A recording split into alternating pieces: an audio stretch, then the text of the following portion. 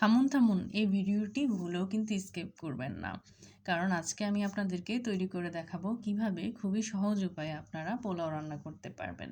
প্রথমে আমি তেল আর ঘি দিয়ে দিচ্ছি পরিমাণ মতো পেঁয়াজ কুচি। আমি যেহেতু অল্প পরিমাণ পোলাও রান্না করব, সেই জন্য সব কিছু আমি অল্প অল্প ব্যবহার করছি। দিয়ে দিচ্ছি 3টা কাঁচামরিচ, বড় এলাচ আমি ভেঙে নিয়েছি, লবঙ্গ, এলাচ, দারচিনি, তেজপাতা দিয়ে দিচ্ছি। সব কিছুকে খুব ভালো মতো ভেজে নিতে হবে। এবার আমি পোলাওর চালটাকে দিয়ে দিচ্ছি। পোলাওর চালটা আমি আধা ঘন্টা ভিজিয়ে রেখেছিলাম, এরপর পানি ঝরিয়ে নিয়েছি। 3 মিনিটের মতো পোলাওর চালটাকে ভাজতে হবে যেন পানি না থাকে। এবার আমি দিয়ে দিচ্ছি আদা বাটা, রসুন বাটা, ভালো মতো মিশিয়ে নিচ্ছি।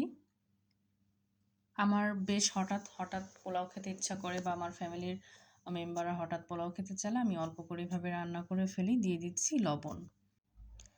আমি 1 কাপ পরিমাণ পোলাওর চাল নিয়েছিলাম, সেই কাপে আমি পানি নিয়ে নিয়েছি। 1 কাপ যেহেতু চাল নিয়েছিলাম সেহেতু আমি 2 কাপ পানি দিব। আমি পানি দিয়ে দিচ্ছি 1.5 কাপের মতো, আর গুঁড়া দুধ গরম পানিতে গুলিয়ে নিয়েছিলাম, আধা কাপ দুধ দিয়ে দিচ্ছি। এবার সব কিছুকে খুব ভালো মতো মিশিয়ে নিতে হবে। এখন আমি ফুটে আসা পর্যন্ত অপেক্ষা করব। আমি প্রায় 3 থেকে 4 মিনিট অপেক্ষা করেছি। এরপর আমি একটা তাওয়ার উপরে বসিয়ে দিলাম, যাতে করে কোনোভাবে নিচে লেগে না যায়।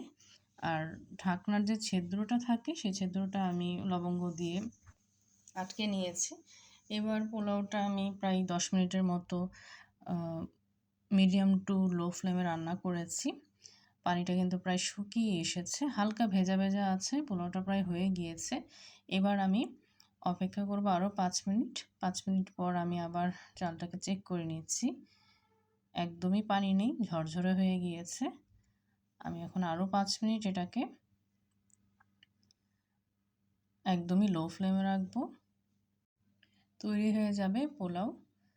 আপনারা চাইলে কিশমিশ অথবা পেঁয়াজ বেরেস্তাও ব্যবহার করতে পারবেন। Thanks for watching.